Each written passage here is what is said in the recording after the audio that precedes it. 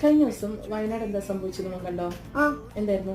മലക്കിടിഞ്ഞ ആൾക്കാര് വെള്ളപ്പൊക്കം വന്നിട്ട് അതിൽ മുങ്ങി മരിച്ചു. ഒരുപാട് പേർക്ക് അവരുടെ വീടും അവരുടെ സ്വത്തുക്കളും ജീവനും ഒക്കെ നഷ്ടപ്പെട്ടു അല്ലെ. ജീവനോടെ ഉണ്ടോ അവരെവിടെയാണെന്നൊന്നും അറിയാതെ എല്ലാവരും വിഷമിച്ചുകൊണ്ടിരിക്കുക.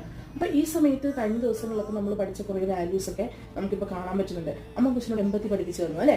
ആ എമ്പതി ഉള്ളത് കൊണ്ടാണ് നമ്മൾ അവർക്ക് വേണ്ടിയിട്ട് കാര്യങ്ങളൊക്കെ ചെയ്തു കൊടുക്കാനായിട്ടുള്ള മനസ്സുണ്ടാവുന്നത്, നമ്മൾ ട്രൈ ചെയ്യുന്നതൊക്കെ. അതുപോലെ തന്നെ അവിടെ ഒരുപാട് പേര് രക്ഷാപ്രവർത്തനം നിൽക്കുന്നുണ്ടോ.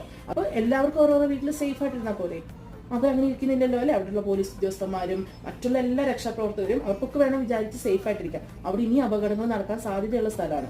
പക്ഷെ അവരങ്ങനെ വിചാരിച്ച് വീട്ടിലിരിക്കാതെ അവരവരുടെ ആ ഒരു എമ്പത്തിയും അവർ ചെയ്യുന്ന ഒരു പ്രവർത്തനവുമാണ് നമ്മളിപ്പോൾ കണ്ടുകൊണ്ടിരിക്കുന്നത്.